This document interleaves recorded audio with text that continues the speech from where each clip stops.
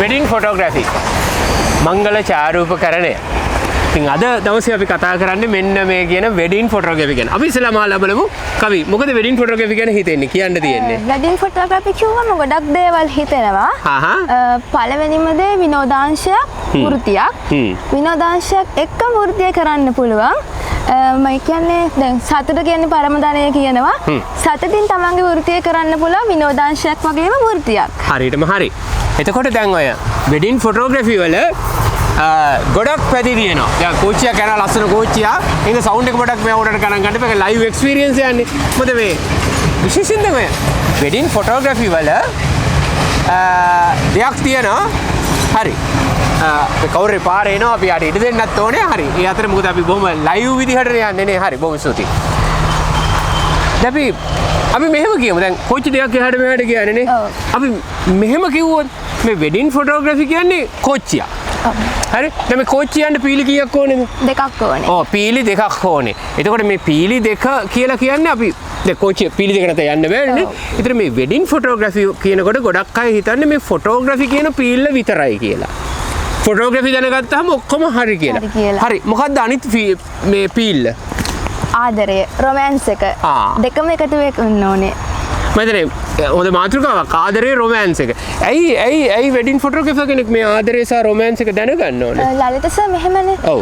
ආදරය කියන්නේ විවාහය ගත්තොත් විවාහය කියන්නේ ආදරේ ප්‍රතිඵලයක්. හරියට හරි. එතකොට මේ අපි wedding photography කරද්දී අපි romance එකයි ආදරයයි දෙකම ප්‍රතිනිර්මාණය කරන්න ඕනේ. හරියට හරි. ඒ කියන්නේ wedding කවි මෙහෙමයි. wedding photography කරන photographerගේ ඉස්සෙල්ලාම එයාගේ අභ්‍යන්තරයේ ආදරය, කරුණාව, දයාව, මෛත්‍රිය මෙන්න මේ සංකල්ප තියෙන්න ඕනේ. මේවා පිරීලා ඉන්න ඕනේ. ඒ ආදරය, දයාව, කරුණාව, මෛත්‍රිය කියන මේවා පිරීලා තියෙන කෙනෙකුට ඒක ප්‍රතිනිර්මාණය කරන්න ලේසි. නේ? ඉතින් මම හිතන්නේ කවි මගේ අත්දැකීමත් එක්ක මේ කාල සීමාව තුළ ගොඩක් අයගේ ඔය කියන්නා වගේ මේ ෆොටෝග්‍රැෆි වලට ගියාම මේ කැමරා එකේ තියෙන මැනුවල් මෝඩ් එක එහෙම නැත්නම් මේ වගේ දිග සුදු ලෙන්ස් එක රයිට් එහෙම නැත්නම් ලයිට් රූම් ගැන මේ වගේ දේවල් ගැන තමයි ගොඩක් අය කන්සර්න් කරන්නේ. එහෙම නැත්නම් අපි ෆොටෝ එඩිටින් නේ. ඉතින් නමුත් ඇත්තම කියනවා නම් අපි හදන්නේ දෙන්නෙක්ගේ ලව් ස්ටෝරිය ගැනනේ දෙන්නෙක්ගේ ආදර කතාව. ඒ ආදරේ කියන්න අනිවාර්යෙන්ම අපි තුල ඒ ආදරේ තියෙන්න ඕනේ. ඒ කියන්නේ අපි ඒකත් ඉගෙන ගන්න ඕනේ. ඔව් ඒ කියන්නේ සර් කිව්වා වගේ ගොඩක් කට්ටිය හිතන්නේ මම වෙඩින් ෆොටෝග්‍රැෆි කරන්න කෝස් එකක් කරාම දැන් දිග සුදු ලෙන්ස් එකක් තිබ්බොත් මං ගාව කැමරාස් තිබ්බොත් මට වෙඩින් ෆොටෝග්‍රැෆි කරන්න පුළුවන් කියලා. ඇත්තටම මේ එහෙම හිතන කට්ටිය ඇත්තටම පව් කියලා මට හිතෙනවා. මේ දැන් සාමාන්‍යයෙන් අපි වෙඩින් එකක් ගත්තී කෙල්ල ගොඩක් කොල්ලන්ට වඩා වෙඩින් ෆොටෝ එක ගේ මැද්දේ තියාගන්නවා ලොකුට ෆ්‍රේම් කරලා. ඒක ලස්සනට තිබ්බ නැත්තම් ලව් එක රොමැන්ස් එක ඒක තිබ්බ නැත්තම් බලන කට්ටියත් ඒක ලස්සන නෑ. අපි අනිවාර්යෙන් බලාපොරොත්තු වෙන්නේ ජීවිතේ හොඳම දවසේ හොඳම ෆොටෝ එකක් ගෙදර තියාගන්න අපේ ඇල්බම් එක ලස්සනට තියාගන්න. අනිවාර්යෙන්. ඒ කියන්නේ අර ෆොටෝ එක බලනකොට නිකන් අර ෆොටෝ එකක් අපි ගන්න කිව්වම ගොඩක් අය දැන් අපි සාමාන්‍ය මෝල් ගහ ගිල්ල වගේ ඉන්නවානේ. දැන් එහෙම නැතුව ෆුල් අපි කියන ලව්ලි ආදරේ.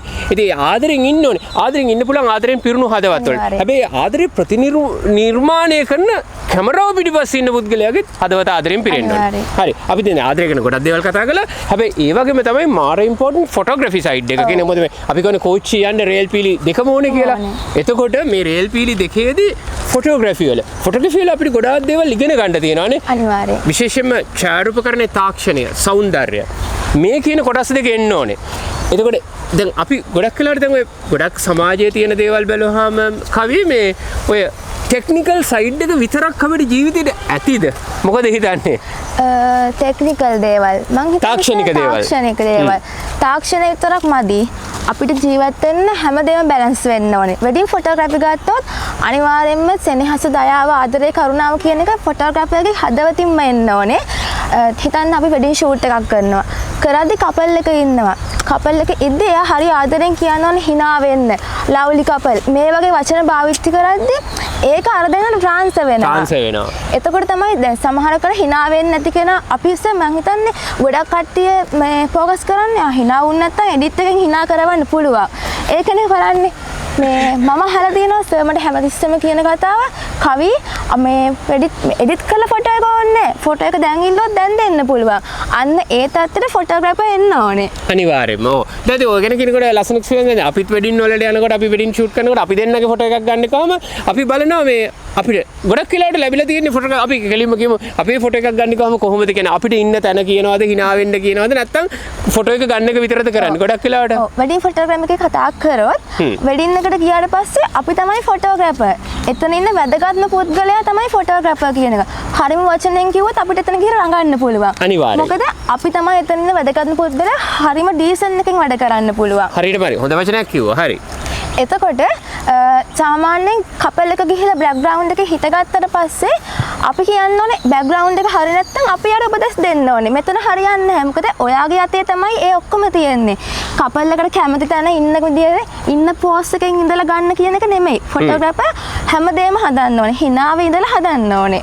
ඔය දැන් ඔය ගැන කියනකොට ගොඩක් දේවල් කියන්න තියෙනවා. ගොඩක් වෙලාවට අපේ ෆොටෝග්‍රැෆර්ස්ලා කන්සිඩර් කරන්නේ. මම කියන්නේ ඒගොල්ලෝ අවංකවම මේගොල්ලෝ සලකන දේ. ඒගොල්ලෝ හරි තාක්ෂණික වෙලා ටෙක්නිකල් වෙලා රයිට්. එතකොට අපි කියනවා රොමෑන්ස් එක නෑ. එහෙම වුණාම මේ කැමරාව අරන් ගිහලා මේකේ තියෙන මැනුවල් මෝඩ් එක, මේකේ තියෙන අපචර් එක, මේකේ තියෙන ලයිට් එක. ඒක ටෙක්නිකල් වෙලා. ඒතර එයා හිතනවා මේ ටික කළාම හරි. එහෙම හරියන්නේ නෑ. ඉන්න දෙන්නගේ උපරිම රොමෑන්ස් එක. ඒ දෙන්න අඳුර ගන්න ඕනේ කවුද මේ කපල් එක. මොකක්ද මේ ලව් එකේ ස්ටෝරි එක කියන එක. ඒතර ඒ දේ දැනගෙන මේක ප්‍රතිනිර්මාණය කරන එක තමයි අත්‍යවශ්‍ය වෙන්නේ.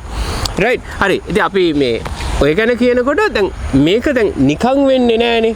මොකද අපි ගොඩක් වෙලාවට හිතන දෙයක් තමයි කවි කට්ටිය මේ කඩේට ගිහිල්ලා කැමරාවක් ගත්තාම මට ෆොටෝග්‍රැෆර් කෙනෙක් වෙන්න පුළුවන් කියලා. හරිද? කඩේට ගිහිල්ලා කැමරාවක් ගන්න පුළුවන්. ඒක අරගෙන ෆොටෝ ගහන්නත් පුළුවන්. හැබැයි මෙහෙම එකක් තියෙනවා.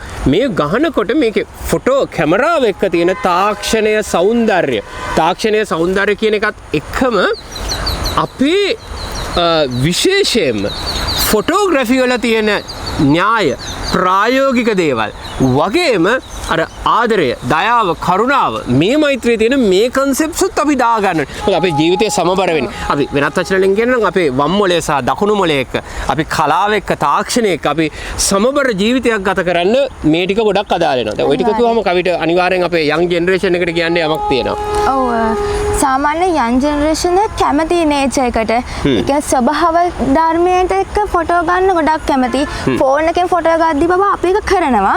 හැබැයි මම හිතන්නේ ගොඩක් ෆොටෝග්‍රැෆර්ස්ලා දකිද්දි එයාලා මේ දැන් වෙඩින් ෂූට් එකක් ගත්තොත් සෙටි බෑග් එක ළඟ තියලා කපල් එක හිතවලා ගන්නවා. මම ගොඩක් වෙලාවට දැකලා තියෙනවා දෙන්න ඒ කියන්නේ අඩු ගානේ රොමෑන්ස් එක දෙන්න මූණට මූණ බලන් ඉද්දි බලලා දෙන්නටම කියන්නේ hina වෙන්න කියලා. hina වෙන්න කියලා රොමෑන්ස් එක මවන්න ඕනේ. ඒක ගොඩක් තැන්වලදී වෙන්නේ නැහැ. අන්තිමට මගේ අත්දැකීම කිව්වොත් එහෙම කරන්නේ නැහැ. හැබැයි ෆොටෝ එක බලද්දි එඩිට් කරලා ෆොටෝ එක රිලීස් කරද්දි hinaවක් තියෙනවා. එඩිට් එකේ hinaවට වඩා ඒක ස්වභාවිකව ගත්තට පස්සේ රොමෑන්ස් එක ස්වභාවිකව ගත්තට පස්සේ මම හිතන්නේ හොඳ ෆොටෝග්‍රැෆර් කෙනෙක්ට එඩිට් එක ඕනේ. එඩිට් එක කරන්නේ නැතුව ෆොටෝ එක දෙන්න. හරි මම කොච්චියකුත් යනවා. කොච්චිය ගියාට මේකේ මයික් එක හොඳට එනවයි කියලා මම හිතනවා. ආ නැත්තම් අපි ඕම මෙමු කොච්චියට ගත්ත හරි මේ ඉන්ට්‍රස්ටිං. ලස්සනයි මරුනේ. රයිට් හරි මේ දැන් මේ වගේ දේවල් දැන් අපි මේක බොහොම ලයිව් නේ කරන්නේ. ඉතින් මම හිතන්නේ වෙඩින් එකක් කියන්නේ ලයිව්. හැබැයි ලයිව් එකේ තියෙන ලයිව් දේවල් වගේම පොඩි මවාගත්ත දේවලුත් තියෙනවා. නමුත් අද කාලේ වෙඩින් ඇල්බම් එකක් බලනකොට මේ වෙඩින් ඇල්බම් එක තුල ලයිව් කියන ගතිය නැහැ. ගොඩාක් තියෙන ආටෝබ එක මවලා ගත කෙනෙක්. ගොඩක් කියනනේ දැන් මනමාලි වඳුරන්නත් බෑ පියරු බබෙක් වගේ. ඒ ලයිව් නේ. දැන් මම හරි ආසයි මේ ලයිව් කන්සෙප්ට් එකට නේ. දැන් මේ වීඩියෝ එක අපේ නීල් කරනවා. ඉතින් නීල් වටේට කරගෙන අපිත් කරගෙනවා. ඒ හරි ලයිව් නේ. දැන් ඔන්න අපි අනිත් පැත්තට ආවා. කෝච්චි යනවා. ඉතින් මං කියන්නේ මේ සජීවීභාවය දැන් අපි වෙඩින් එකක් කරනකොට මේ වගේ දේවල් තියෙනවා. ඉතින් මම හිතන්නේ ෆොටෝග්‍රැෆර්ස්ලා වශයෙන් මේ සජීවීභාවය ප්‍රතිනිර්මාණය කරන්න. මට නම් මම හරි කැමති ඒ ලයිව් ගතියට. හරිද? දැන් මොකද සජීවී දේවල් වලට මිනිස්සු ගොඩක් කැමති නේ. හරිද? දැන් මේ වීඩියෝ එක කරනවා වගේම අර වෙඩින් එකෙත් ඒක ප්‍රතිනිර්මාණය කරනවා නම් ඒක මරු කියන එක තමයි මට කියන්න තියෙන්නේ. හරි. දැන් කවි අපි ගොඩක් දේවල් කතා කළා මේ ෆොටෝග්‍රැෆි ගැන, වෙඩින් ෆොටෝග්‍රැෆි ගැන සහ ආදරය දායක කරුණාව ගැන. දැන් මේක ඉගෙන ගන්න ඉන්න කෙනෙකුට මගෙන් කවිගෙන් විශේෂයෙන් අපේ ෆොටෝස්ටාර් ඇකඩමියෙන් මොන වගේ දෙයක්ද තියෙන්නේ විශේෂයෙන්ම කවි අපි දන්නවා මේ ශ්‍රී ලංකාවේ අයට ලංකාවේ වටිනාකම දැනෙන්නේ මේ රටින් එළියට ගියා. ඉතින් අපේ මේන් ඔඩියන්ස් එක කවි කියයි ලෝකේ රටවල් 21ක ශිෂ්‍ය ශිෂ්‍යාවන් අපිට ඉන්නවා ෆොටෝස්ටාර් ඇකඩමියේ. ඉතින් ඒක විශේෂයෙන් ඒක කියනකොට කියන්න මේ ඒගොල්ලන්ට ලංකාවේ දේවල් හරියට වටිනවා. හරිද? ඉතින් ඔයගොල්ලන්ට පිටරට ඉන්න අයට විශේෂයෙන් හැකියාව තියෙනවා මේ වෙඩින් ෆොටෝග්‍රැෆි ගැන ෆොටෝස්ටාර් ඇකඩමියෙන් ඉගෙන ගන්න. මොකද කියන්න තියෙන්නේ? සර් කිව්වා වගේ අපේ ලෝකයේ 21 ස්ටුඩන්ට්ස්ලා ඉන්න ෆොටෝග්‍රැෆි ඉගෙන ගන්න. එතකොට ඔයගොල්ලෝ ලංකාවෙන් පිට ගියත් අපේම කෙනෙක්ගෙන් ඔයගොල්ලෝ වෙඩින් ෆොටෝග්‍රැෆි හරිය විදිහට ඉගෙන ගන්න පුළුවන්. Zoom ඔන්ලයින් එක හරහා ඉගෙන ගන්න පුළුවන්.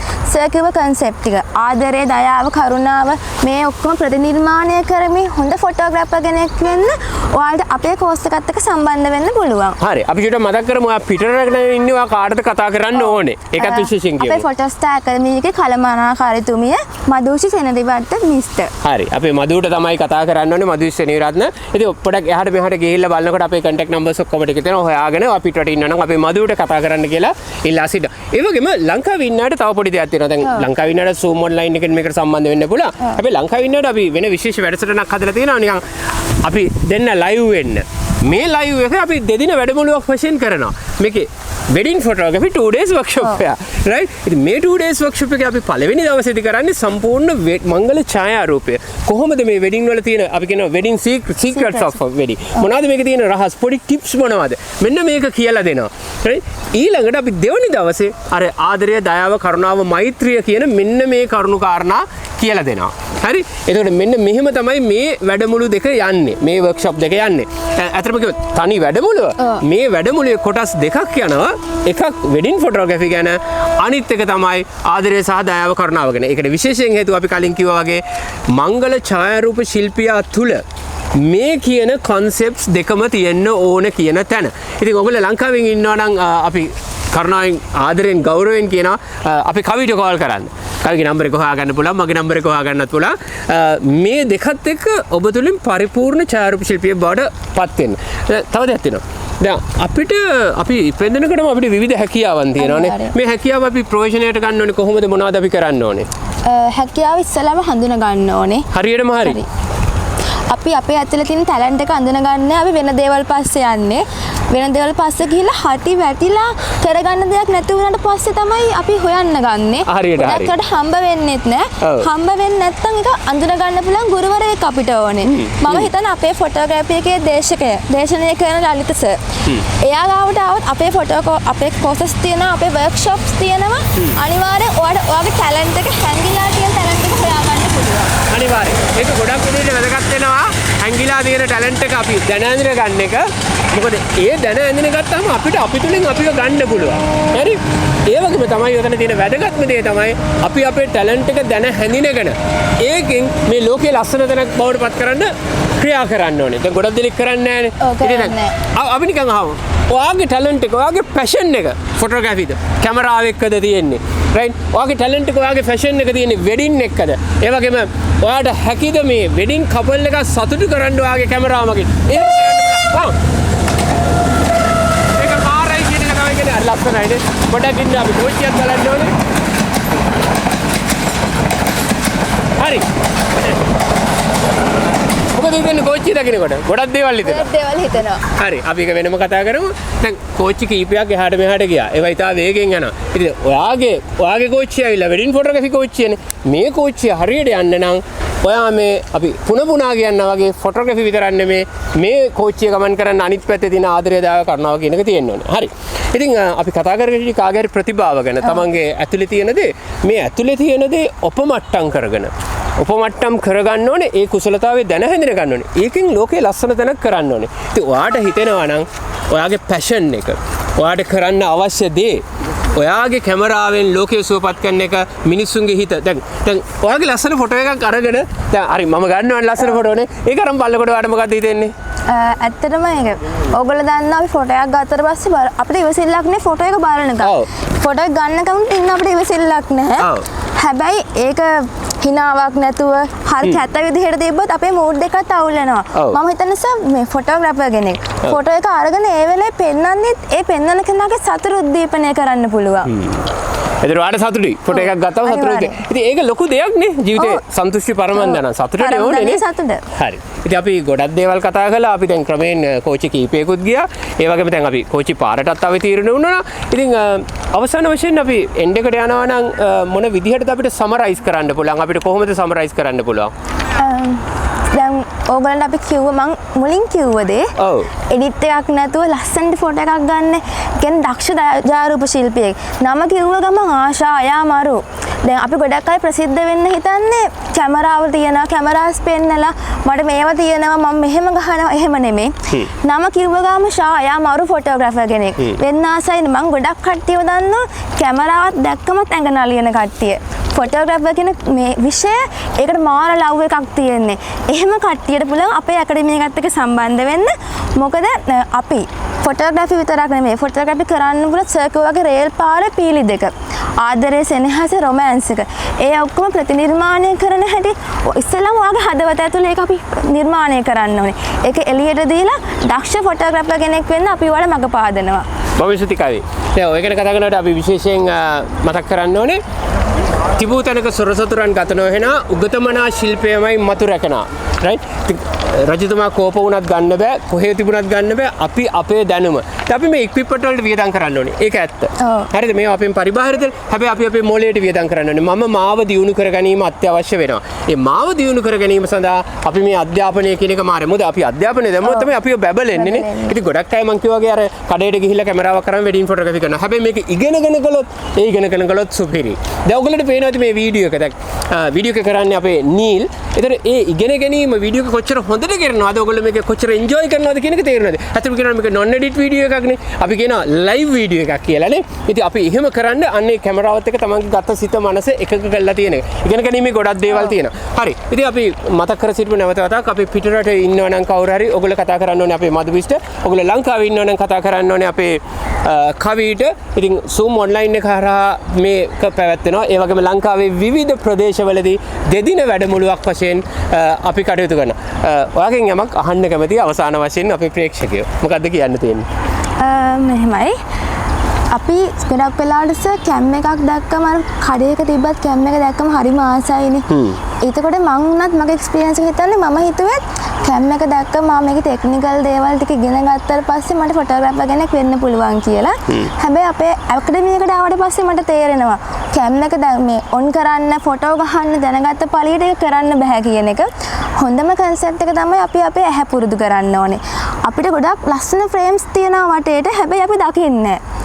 ඒ කියන්නේ අපි එකම තැන ફોකස් කරන්නේ. දැන් අර ඉස්සෙල්ලා කිව්ව කතාව වගේම පොඩින් කපල් එක ඉඳ හිටගත්ත තැනම අපි ෆොටෝ ගන්නවා. ඔයාලට පුළුවන් වෙන්න ඕනේ නෑ ඔය ෆ්‍රේම් එක නෙමෙයි අර ෆ්‍රේම් එක තමයි හරියන්නේ. හොඳ ෆොටෝග්‍රැෆර් කෙනෙක් වෙන්න ඔයාට ඕනේ. එතන තියෙන හොඳම තෝතැන්න තමයි අපේ ඇකඩමි එක. බොහොමසෝදී. ෆ්‍රේම්ස් ගැන කියවනේ. ලස්සන ෆ්‍රේම්ස් ඉනවා අපි මේ පැත්තට ඇවිදගෙන ගිහලා දැන් ඉතින් අපි මේ ෆ්‍රේම්ස් අරගෙන ෆොටෝස් ගමු. ඒක තමයි දැන් ඉතින් කරන්න තියෙන දේ.